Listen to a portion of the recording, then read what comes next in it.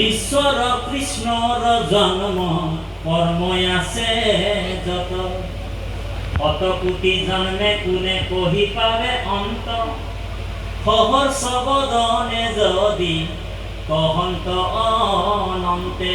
হাজারটা মুখত যদি হাজার হাজার বার স্বয়ং ভগবানের যদি অনন্ত স্বরূপে স্বয়ং নিজেই যদি হাজার হাজার বার যদি ঈশ্বৰৰ কথা কয়, নিজৰ মহিমা ব্যাখ্যা কৰে, তথাপিও বোলে অনাদিকাললৈকে পঢ়ো তেওঁ ঈশ্বৰৰ কথা কয় শেষ কৰিব।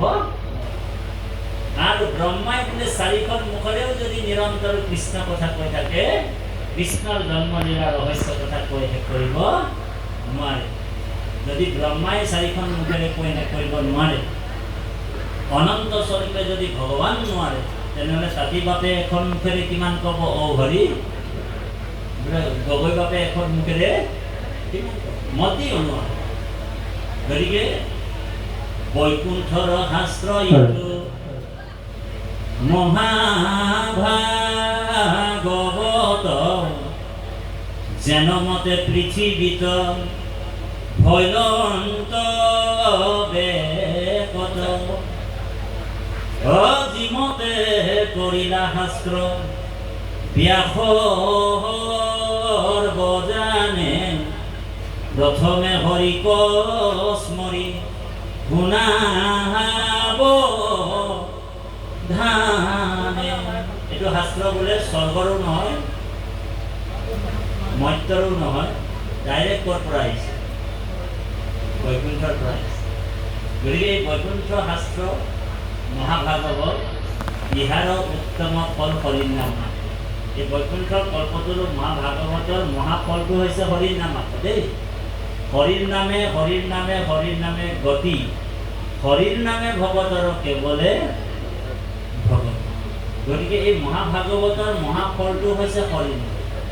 সেইকাৰণে পৃথিৱীৰ কল্পতৰু হৈছে ভকত, স্বৰ্গৰ কল্পতৰু হৈছে পাৰিজাত, আৰু বৈকুণ্ঠৰ কল্পতৰু হৈছে মহা। বুজি পাইছেনে কথাটো? সেইকাৰণে এই মহাভাগৱত ভাগ ব্যাস মুনি নাৰদে উপযুক্ত ভাবি নাৰদ গৈছে, দিনেক পূৰ্বত পৰাশৰ বুতৰিখি, বদৰিকাশ্ৰমত আচন্ত ব্যাস বহি। এতিয়া বদৰিকা আশ্ৰম উত্তৰাখণ্ডত আছে, বদৰী ধাম বুলি কয়।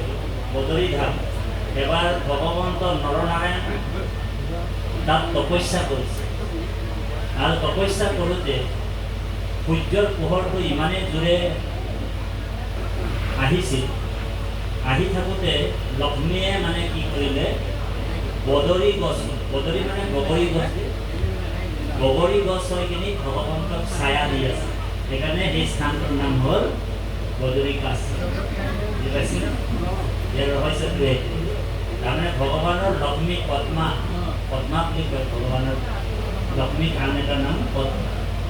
গতিকে সেই বদৰিকা আশ্ৰমত ব্যাস মুনিয়ে সৰ্বজানন্ত, তেওঁ ভাগৱত প্ৰমুখ্য কৰি 18 পুৰাণ ৰচনা কৰিছিল। ভাগৱত আগতেও লিখিছিলে, আমি কৈছোঁ, সংক্ষিপ্তভাৱে আছিল। আৰু তাত কিন্তু ভগৱন্তৰ জন্মলীলা ৰহস্য কথাটো তেওঁ লিখা নাছিল। সেইকাৰণে অষ্টাদশ পুৰাণ লিখাৰ পিছতো, ভাৰত পুৰাণ লিখাৰ পিছত, কাব্য লিখাৰ পিছতো তেওঁ উগুল থুগুল হৈ আছে। সেই সময়তে ব্ৰহ্মজ্ঞান চিন্তন্তে মনত নাহি সুখ,